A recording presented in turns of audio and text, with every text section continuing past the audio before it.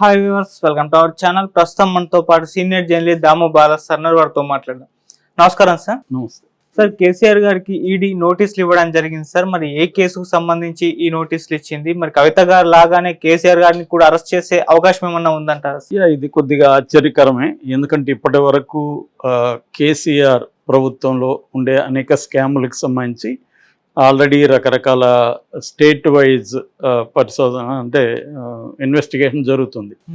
Only మనకి కాళేశ్వరం కుంభకోణం సంబంధించి మాత్రమే ఒక అది కూడా స్టేట్ అడిగితే ఒక రిటైర్డ్ జడ్జితో జరుగుతుంది దాని మీద. అయితే ఇప్పుడు మొన్న మనం ఒక టాపిక్ చెప్పుకున్నాం, అదేంటంటే గొర్రెల స్కామ్.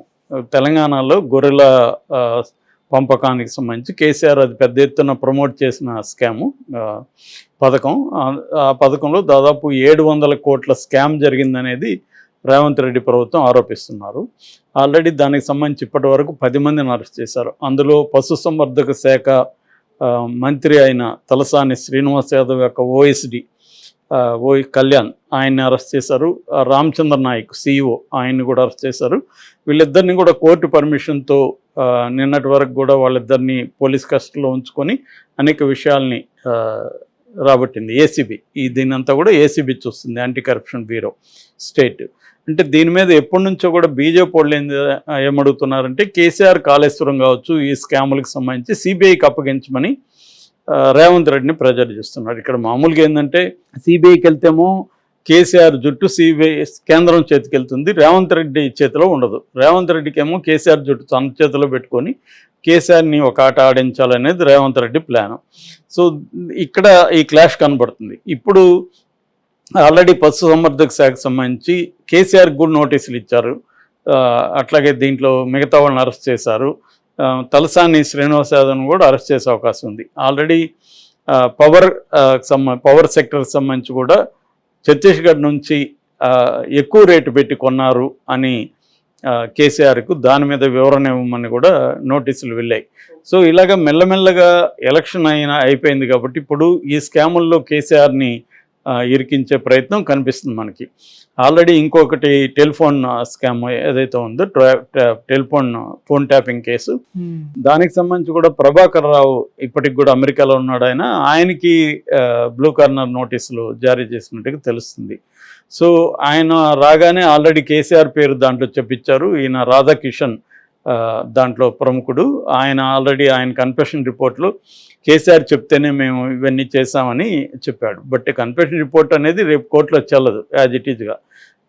ఈ కన్ఫెషన్ రిపోర్ట్ని బేస్ చేసుకొని 164 స్టేట్మెంటు ఈయన కోర్టులో ఇవ్వాల్సి ఉంటుంది మ్యాజిస్ట్రేట్ ముందు. మరి అది ఇవ్వడానికి ఆయన రెడీగా ఉన్నాడో లేదనేది తెలియదు మనకు. ఇప్పించే అవకాశం ఉంది. వీళ్ళల్లో ఎవరినో ఒకరిని అప్రూవర్గా మార్చే, ఒకరినో ఇద్దరినో అప్రూవర్గా మార్చే స్కీమ్ కూడా జరుగుతుంది. సో అంటే కేసీఆర్ చుట్టూ కేసుల వలయంని పన్నుతున్నాడు రేవంత్ రెడ్డి.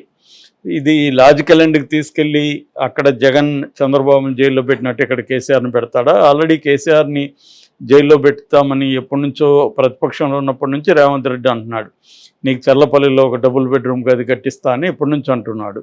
వచ్చిన తర్వాత కూడా ఇటు కేసీఆర్, కేటీఆర్, హరీష్ రావు ముగ్గురిని కూడా జైల్లో పెట్టిస్తా అని చెప్తున్నాడు. సో ఇది నిజంగానే జైల్లో పెట్టించే వరకు అంటే ఇది లాజికల్ ఎండ్కి తీసుకెళ్తారా, లేదంటే ఓన్లీ వాళ్ళని బెదిరించి వాళ్ళని సరెండర్ చేయించుకునే కార్యక్రమం చేస్తున్నాడా రేవంత్ రెడ్డి అనేది తెలియదు మనకి ఇప్పటివరకు అయితే. ఇప్పుడైతే సీరియస్గానే ఉంది. సో ఈ కాంటెక్స్ట్లో సడన్గా ఈడీ ఎంటర్ అయింది. మామూలుగా ఈడీ అంటే మనకు తెలుసు, అనేకసార్లు చెప్పుకున్నాం ఈడీ ప్యాటర్న్ ఎలా ఉంటుంది అనేది. సో ఇప్పుడు ఈ గొర్రెల స్కామ్లోకి ఈడీ ఎంటర్ అయ్యి దీంట్లో డబ్బులు ఇన్వాల్వ్ అయింది కాబట్టి మామూలుగా ఈడీ ఎప్పుడు ఎంటర్ అవుతుంది? ఎన్ఫోర్స్మెంట్ డైరెక్టరేట్ ఈడీ అంటే ఈడీకి ఉన్న ఇదేంటంటే ఆర్థిక నేరాల్లో ఈడీ ఎంటర్ అవుతుంది. అంటే ముఖ్యంగా మనీ లాండరింగ్ అనే దాని మీద కూడా నేను 2-3 వీడియోల్లో డీటెయిల్గా చెప్పాను. మనీ లాండరింగ్ అంటే బ్లాక్ మనీని వైట్ చేసుకునే ఒక పద్ధతి. సో లాండరింగ్ అంటే క్లీనింగ్ అనమాట. అంటే డర్టీ మనీని క్లీన్ చేస్తాం కదా, దానికి మనీ లాండరింగ్ అని పేరు పెట్టారు. సో ఇటువంటి ఒక మనీ లాండరింగ్ ఈ గొర్రెల స్కామ్ 700 కోట్లు కాబట్టి ఇందులో బ్లాక్ అండ్ వైట్ చేసుకున్న స్కీము జరిగింది. అంటే బేసిక్గా ఏంటంటే గొర్రెలు లేవు, లబ్ధిదారులు లేవు, కానీ పేపర్ మీద గొర్రెలు ఉన్నట్టుగా, గొర్రెల్ని కొన్నట్టుగా, గొర్రెల్ని సప్లై చేసినట్టుగా ఇదంతా జరిగిందనమాట. దీంట్లో ఆ డబ్బులు మారింది. అందుకని పిఎంఎల్ఏ ఏదైతే ఉందో prevention of money laundering act అది. సో ఆ యాక్ట్ కింద ఈడీ ఇప్పుడు పశుసంవర్ధక శాఖకు నోటీసులు ఇచ్చింది. సో దాదాపు 10 రకాల అంశాల మీద వివరణ అడిగింది. అంటే గొర్రెలను మీరు ఎక్కడి నుంచి కొన్నారు, ఆ కొన్న ఏజెన్సీ ఎవరు, దానితో మీకున్న అగ్రిమెంట్స్ ఏంటి, ఎన్ని గొర్రెలను ఎప్పుడెప్పుడు ఏ ఫేజ్లో ఎలా కొన్నారు, తర్వాత వాటి లబ్ధిదారుల వివరాలు ఏంటి, జిల్లా వైద్యుగా ఏ లబ్ధిదారులకు ఎంత అందించారు, వాటి బ్యాంక్ అకౌంట్స్ ఏంటి, సో వాళ్ళ అడ్రస్లు ఏంటి, ఇవన్నీ అడిగారు. అంటే క్లియర్గా వీళ్ళేమో ఫేక్ బినామీ వాళ్ళని చూపించారు. ఎవరో ఎల్లయ్య పుల్లయ్య అదయ్య అని చూపించేసి వాళ్ళ పేరుతో డబ్బులు ఇచ్చినట్టుగా ఒక ఫేక్ అకౌంట్లోకి వెళ్ళిపోవడం, మళ్ళీ ఆ అకౌంట్ నుంచి రకరకాల పద్ధతుల్లో వేరే వాళ్ళకి వెళ్ళిపోవడం ఇలాగా జరిగిందన్నమాట. దీనికి సంబంధించి ఒక పక్క ఏసీబీ చేస్తుంది. ఇప్పుడు ఈడీ ఎంటర్ అయింది. ఈడీ ఎంటర్ అయ్యి ఇప్పుడు కేసీఆర్కి ఇది చుట్టుకునే అవకాశం ఉంది. అంటే ఆల్రెడీ కూతురు ఈడీ కేసులు, సిబిఐ కేసులు జైల్లో ఉంది. కేసీఆర్ను కూడా మరి ఈడీ ఎంటర్ అయ్యి ఇబ్బంది పెట్టే అవకాశం ఉందా? ఎందుకంటే మనకి ఇప్పుడు ఆంధ్రప్రదేశ్లో చూస్తే నిజానికి స్కిల్ డెవలప్మెంట్ కేసులు ఈడీనే ఫస్ట్ ఎంటర్ అయింది. అయినా కూడా అది ఈడీ ముందుకేమి రాలేదు. అంటే చంద్రబాబునేమి వచ్చి ఇబ్బంది పెట్టలేదు. కానీ జగన్ ద్వారా బీజేపీని జయించిందన్న వెర్షన్ కూడా ఉంది. ఎందుకంటే బీజేపీ చంద్రబాబుని తన కూటమిలోకి తీసుకొచ్చేదానికి ఒక ప్రెజర్ చేసింది. ఆయన ఇటు ఇండియా కూటమికి వెళ్లకుండా కేసులు పెట్టించి జగన్ ద్వారా జగన్ని ఒక భూతంలాగా చూపించి, సో జగన్ నుంచి రక్షణ కావాలంటే బీజేపీ రక్షణ కావాలి, మనకు బీజేపీ పంచం చేరితేనే జగన్ నుంచి రక్షణ అన్న ఒక అట్మాస్ఫియర్ని చంద్రబాబుకి బీజేపీని క్రియేట్ చేసిందన్న ఒక వెర్షన్ అయితే ఉంది. ఇప్పుడు అలాగే కేసీఆర్ని కూడా ఇబ్బంది పెట్టే అవకాశం ఉందా? ఎందుకంటే ఇప్పుడు వాళ్ళకి లాస్ట్ ఎన్నికల్లో తీసుకుంటే వాళ్ళకి కేవలం 4 ఎంపీలే ఉన్నాయి. ఇప్పుడు 8 వచ్చాయి. వాళ్ళకి ఒక ఉత్సాహం వచ్చింది ఇక్కడ. అంటే 4 నుంచి డబుల్ అయింది, 8 వచ్చాయి. కాబట్టి నేను 8 పక్కన 8 చేర్చి 88 అసెంబ్లీ సీట్లు తెచ్చుకుంటామని ఆల్రెడీ బండి సంజయ్ స్టేట్మెంట్ ఇచ్చాడు. సో అందువల్ల వాళ్ళు సౌత్ ఇండియాలో తెలంగాణ తర్వాత వాళ్ళకి ఎట్లాగో ఆంధ్రప్రదేశ్లో చంద్రబాబుతో పొత్తుంది కాబట్టి అక్కడ మొత్తం ఒక 21 ఎంపీలు ఉన్నారు, 3 పార్టీలు కలిపి. Chandrababu plus Janasena plus BJP కలిపితే ఆంధ్రప్రదేశ్ నుంచి 21 ఎంపీలు ఉన్నారు. కాబట్టి అది బ్రహ్మాండమైన ఇదే. ఈవెన్ జగన్ కూడా వాళ్ళకి అవసరమైతే ఇస్తాడు. 25కి 25 ఉన్నట్టే ఆంధ్రప్రదేశ్లో. తెలంగాణలోనే వాళ్ళకి ఓన్లీ 8 ఉన్నాయి 17లో. సో ఇంకా 9 లేవు. 8 కాంగ్రెస్ దగ్గర ఉన్నాయి, 1 ఎంఐఎం దగ్గర ఉంది. సో ఈ కాంటెక్స్ట్లో ఇక్కడ ఈవెన్ కర్ణాటకలో కూడా వాళ్ళకి గతంతో పోలిస్తే కొన్ని సీట్లు కోల్పోయినారు. ఇంకా తమిళనాడు 0, కేరళలో 1 సీట్ వచ్చింది. సో అందుకని వాళ్ళు తెలంగాణ మీద వాళ్ళకు నెక్స్ట్ స్టెప్ ఫోకస్ చేస్తున్నారు. ఎందుకంటే ఇట్లా ఆంధ్రప్రదేశ్లో ఇదే కూటమి 2029లో కూడా కంటిన్యూ అవకాశం ఉంది. సో ఆంధ్రప్రదేశ్లో ఒకవేళ అక్కడ కూటమి ఒకవేళ చంద్రబాబు ఏమన్నా ఇబ్బంది పెట్టి పక్కకు వచ్చినా వాళ్ళకి పవన్ కళ్యాణ్ ఉంటాడు కాబట్టి ఇబ్బంది ఉండదు.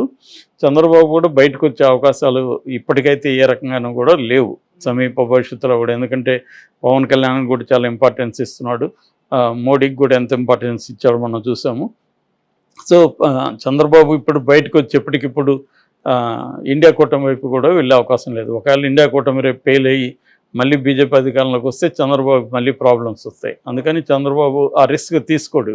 రెండోది ఇది బాగానే ఉంది, వాళ్ళు మనకు అనుకూలంగా అన్ని పనులు చేయకపోవచ్చు, ఏదేమైనా మనకు సపోర్ట్ ఉన్నారు, మన అధికారంలో ఉన్నాం, మళ్ళీ అధికారంలోకి రావడానికి ఇది హెల్ప్ అవుతుంది అనేది చంద్రబాబుకు ఉండే అండర్స్టాండింగ్. ఆయనకి స్టేట్ ప్రయోజనాల కంటే కూడా తన ప్రయోజనాలు, తన పార్టీ ప్రయోజనాలు ముఖ్యం. ఎవరికైనా చెప్పేది అలా చెప్తుంటారు, స్టేట్ ప్రయోజనాలు, దేశ ప్రయోజనాలు అని. సో ఈ కాంటెక్స్ట్లో ఇక్కడ వాళ్ళకి ఫోకస్ చేస్తున్నారు తెలంగాణలో ఫోకస్ చేస్తున్నప్పుడు వాళ్ళ మామూలుగా బీజేపీ వ్యూహం ఎక్కడైనా కూడా ఒక బలహీనమైన పార్టీని టార్గెట్ చేస్తారు వాళ్ళు. అది మిత్రపక్షం కావచ్చు, శత్రుపక్షం కావచ్చు. బలహీనమైన పార్టీని టార్గెట్ చేసి ఆ పార్టీని తొక్కేసి ఆ పార్టీలోకి ముందు వస్తారనమాట. ఆ పార్టీ ప్లేస్లోకి వచ్చిన తర్వాత రెండో పార్టీతో ఢీకొంటారు. అలాగే ఇప్పుడు ఇక్కడ కాంగ్రెస్ని వాళ్ళు ఏం చేసే పరిస్థితి లేదు కాబట్టి బీఆర్ఎస్ ఆల్రెడీ బలహీనపడిపోయింది. ఇప్పుడు మనం చూసాము బీఆర్ఎస్ 0కి పరిమితం అయింది ఎంపీ సీట్లలో. ఈ పరిస్థితి ఎప్పుడు లేదు బీఆర్ఎస్కి. సో అందుకని ఆల్రెడీ బీఆర్ఎస్ నుంచి కొంతమంది కాంగ్రెస్లో, కొంతమంది బీజేపీలోకి జంప్ అవుతున్నారు. సో కేసీఆర్ని ఇప్పుడు కేసుల్లో కానీ ఇరికిచ్చి కేసీఆర్ని కూడా అరెస్ట్ చేసిస్తే ఇంకా కేటీఆర్, హరీష్ రావులే ఉంటారు. వాళ్ళిద్దరిని ఇబ్బంది పెట్టడం కష్టం కాదు. సో ఆ రకంగా బీజేపీలో బీఆర్ఎస్లో ఉండే వాళ్ళని, బలమైన వాళ్ళందరినీ బీజేపీలోకి తీసుకురావాలి. ఇది ఈ పని ఆల్రెడీ బీఆర్ఎస్ నుంచి బీజేపీలోకి వచ్చిన నాయకులు కొంతమంది ఉన్నారు. వాళ్ళకి అప్పగిస్తున్నట్టు, ఈటెల రాజేందర్ లాంటి వాళ్ళకి అప్పగిస్తున్నట్టు చెప్తున్నారు. సో వాళ్ళు బీఆర్ఎస్లో ఉన్న వాళ్ళని బీజేపీలోకి తీసుకొచ్చే కార్యక్రమం. ఈ కేసులు పెట్టి వీళ్ళు అరెస్ట్ చేస్తారు లేదు పక్కన పెడితే, ముందు ఆ వాతావరణాన్ని తీసుకొస్తారు, ఒక భయానక వాతావరణాన్ని. సో బీఆర్ఎస్ ఇంకా మనకు వేస్ట్, మనం బీజేపీలోకి కాంగ్రెస్లోకి వెళ్ళిపోదాం అన్న ఒక మూడు తీసుకొస్తారు. ఇప్పుడు కూడా బీఆర్ఎస్ ఓటే బీజేపీకి ట్రాన్స్ఫర్ అయింది. అందువల్ల బీజేపీని ఎంత దొక్కేస్తే బీఆర్ఎస్ని ఎంత దొక్కేస్తే బీజేపీ అంత బలపడే అవకాశం ఉంది. సో అందుకని ఈడీ ఎంటర్ అయినట్టుగా మనకి అర్థమవుతుంది. Okay sir, thank you so much.